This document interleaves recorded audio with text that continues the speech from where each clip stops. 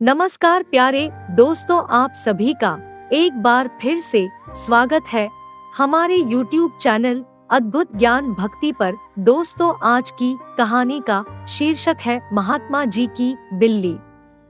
एक बार एक महात्मा जी अपने कुछ शिष्यों के साथ जंगल में आश्रम बनाकर रहते थे। एक दिन कहीं से एक बिल्ली का बच्चा रास्ता भटक कर आश्रम में आ गया। महात्मा जी ने उस भूखे प्यासे बिल्ली के बच्चे को दूध रोटी खिलाया।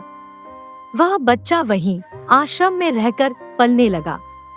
लेकिन उसके आने के बाद महात्मा जी को एक समस्या उत्पन्न हो गई कि जब वे सायंकाल ध्यान में बैठते तो वह बच्चा कभी उनकी गोद में चढ़ जाता, कभी कंधे या सिर पर बैठ जाता। तो महात्मा जी ने अपने एक शिष्य को बुलाकर कहा, देखो, मैं जब सायंकाल ध्यान पर बैठूं, उससे पूर्व तुम इस बच्चे को दूर एक पेड़ से बांध आया करो। अब तो यह नियम हो गया।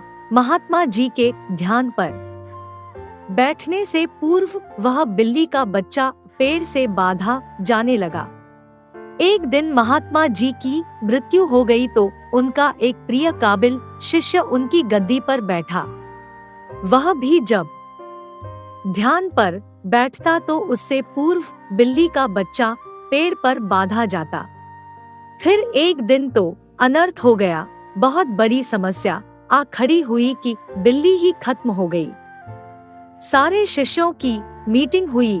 सबने विचार विमर्श किया कि बड़े महात्मा जी जब तक बिल्ली पेड़ से न बांधी जाए तब तक ध्यान पर नहीं बैठते थे। अत पास के गांवों से कहीं से भी एक बिल्ली लाई जाए। आखिरकार काफी ढूंढने के बाद एक बिल्ली मिली, जिसे पेड़ पर बांधने के बाद महात्मा जी ध्यान पर बैठे। विश्वास माने, उसके बाद जाने कितनी बिल्लियों मर चुकी और न जाने कितने महात्मा जी मर चुके। लेकिन आज भी जब तक पेड़ पर बिल्ली न बांधी जाए तब तक महात्मा जी ध्यान पर नहीं बैठते हैं।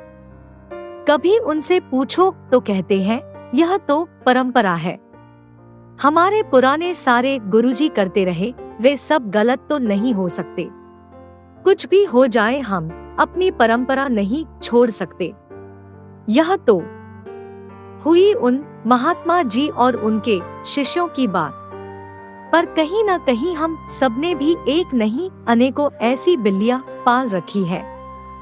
कभी गौर किया है इन बिल्लियों पर सैकड़ों वर्षों से सब ऐसे ही और कुछ अनजाने तथा कुछ चंद स्वार्थी तत्वों द्वारा निर्मित परंपराओं के जाल में जकड़े हुए हैं। जरूरत इस बात की है कि हम ऐसी परंपराओं और अंधविश्वासों को अब और ना पनपने दें और अगली बार ऐसी किसी चीज पर यकीन करने से पहले सोच ले कि कहीं हम जाने अनजाने कोई अंधविश्वास रूपी बिल्ली तो नहीं पाल रहे।